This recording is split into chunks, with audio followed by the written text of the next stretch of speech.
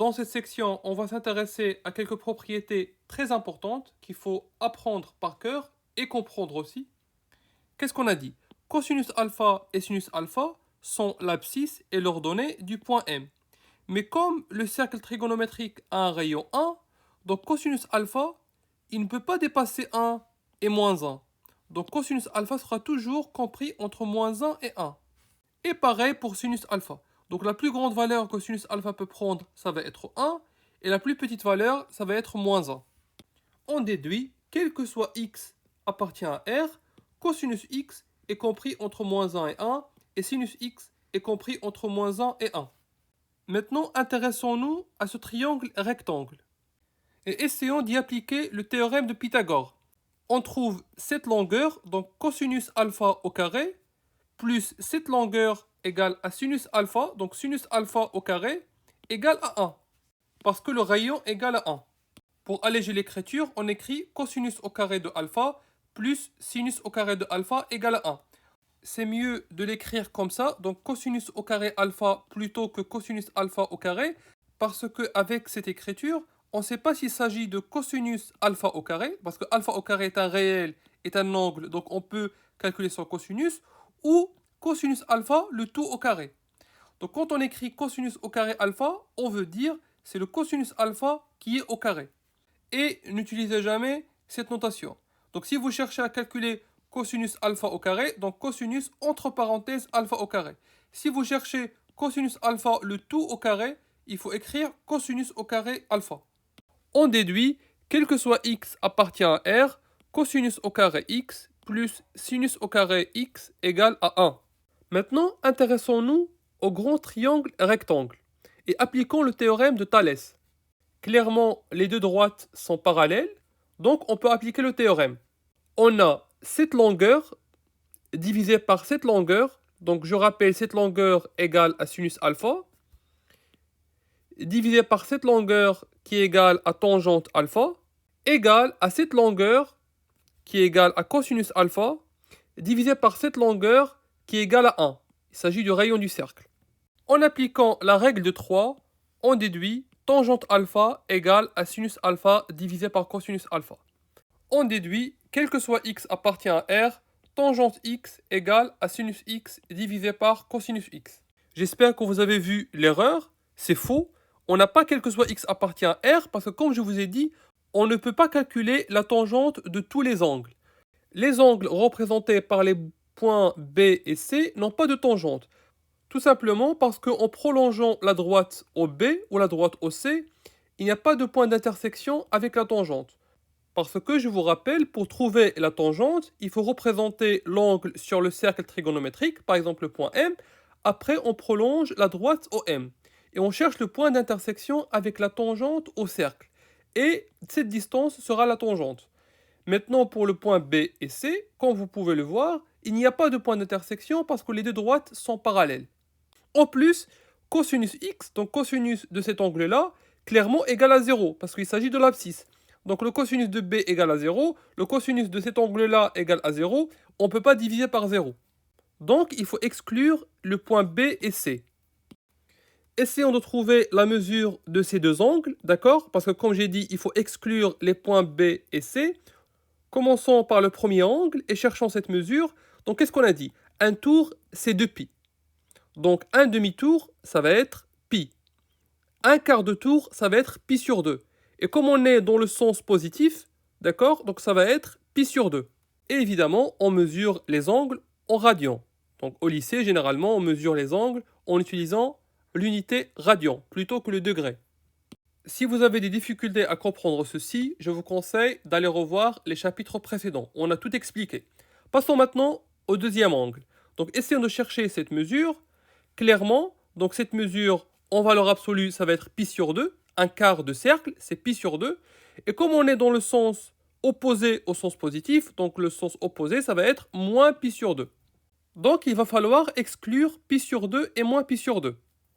Donc au lieu d'écrire quel que soit x appartient à R, on écrit quel que soit x appartient à R moins donc pi sur 2 et moins pi sur 2. Donc on a exclu ces deux points de l'ensemble R. Tangente x égale à sinus x divisé par cosinus x.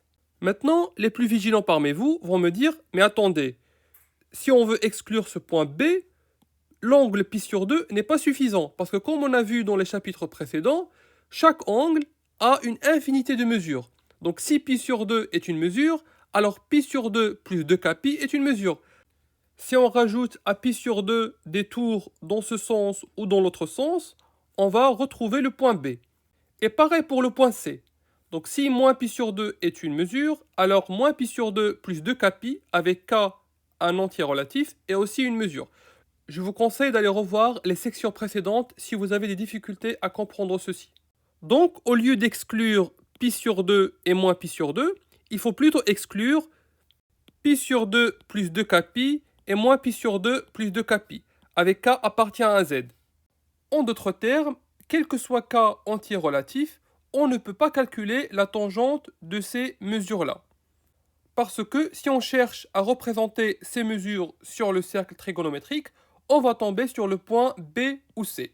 Prenons un exemple très simple. Supposons que petit k égale à moins 3. On aura pi sur 2 moins 3 fois 2pi et moins pi sur 2 moins 3 fois 2pi. J'ai juste remplacé petit k par moins 3, d'accord? Essayons de représenter ces angles. Comme on a dit, les angles sont des valeurs algébriques, donc on peut les rajouter et les soustraire. Donc pi sur 2, ça va être cet angle-là, à laquelle il faut se soustraire 3 de pi, donc 3 tours. Donc pi sur 2, on soustrait 3 tours, donc moins 1, moins 2, moins 3. Et on retrouve le point B. Pareil pour moins pi sur 2. Donc on a le point moins pi sur 2, donc on soustrait 2 pi, donc on soustrait 3 tours, donc ça va être le premier tour, le deuxième et le troisième. Donc si on prend n'importe quel cas anti-relatif et on essaye de représenter les angles associés à ces mesures, on va tomber soit sur le point B, soit sur le point C. Donc il faut les exclure tous. Maintenant, essayons de simplifier encore cette écriture. Clairement, les mesures qui s'écrivent comme pi sur 2 plus 2kpi, on va les associer au point B. Et ceux qui s'écrivent comme moins pi sur 2 plus 2kpi, clairement, ils sont associés au point C. Tout simplement, si on essaie de représenter, par exemple, cette mesure, on va toujours trouver le point B. Et si on essaie de représenter cette mesure, d'accord, avec un cas anti-relatif, on va trouver le point C. Maintenant, la question qu'on peut se poser, est-ce qu'il n'y a pas un moyen de lier les points B et les points C? Parce qu'on a les points ici sont distincts. Donc on a pi sur 2, d'accord, donc le point B auquel on rajoute ou on soustrait des tours entiers, tout simplement parce qu'on a k fois 2pi, donc 2pi c'est un tour, et k quand c'est positif, ça va être un tour dans le sens positif, et quand c'est négatif, ça va être un tour dans le sens négatif. Ou moins pi sur 2, donc ce point-là, auquel on rajoute ou on soustrait des tours entiers, parce qu'on a k fois 2pi.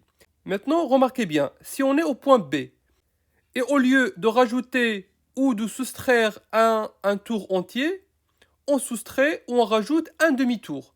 Donc un demi-tour, eh ben, on va tomber sur le point C.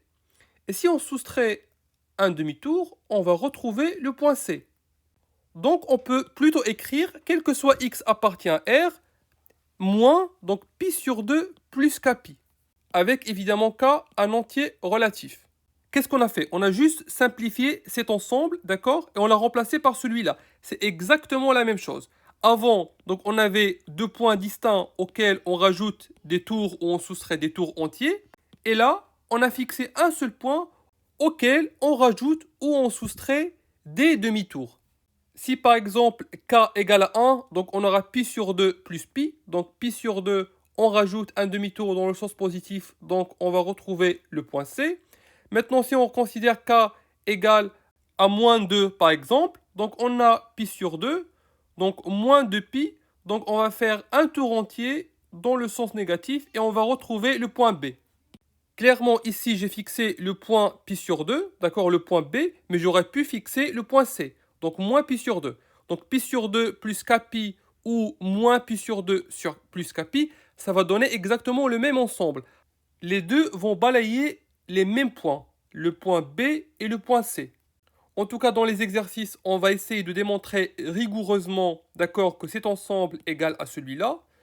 Mais maintenant, je pense, vous l'avez vu. Donc, on voulait exclure le point B et C. Donc, il y a deux méthodes. Soit on fixe le point B auquel on rajoute ou on soustrait des tours entiers. Évidemment, on fixe aussi le point C, ou on fixe l'un des deux et auquel on rajoute ou on soustrait des demi-tours. C'est exactement la même chose. Il nous reste une dernière propriété, essayons de la trouver ensemble. Donc 1 plus tangente au carré x. Donc on commence toujours par remplacer tangente x par sa formule. On trouve donc égal à 1 plus sinus au carré x divisé par cosinus au carré x. On met le tout sur le même dénominateur. On trouve cosinus au carré x plus sinus au carré x divisé par cosinus au carré x. Or, cosinus au carré x plus sinus au carré x, on vient de démontrer qu'il est égal à 1. On déduit que 1 plus tangente au carré x égale à 1 sur cosinus au carré x.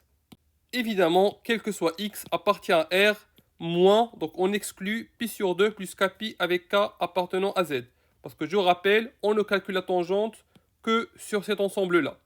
Maintenant, ces propriétés, vous devez les apprendre par cœur.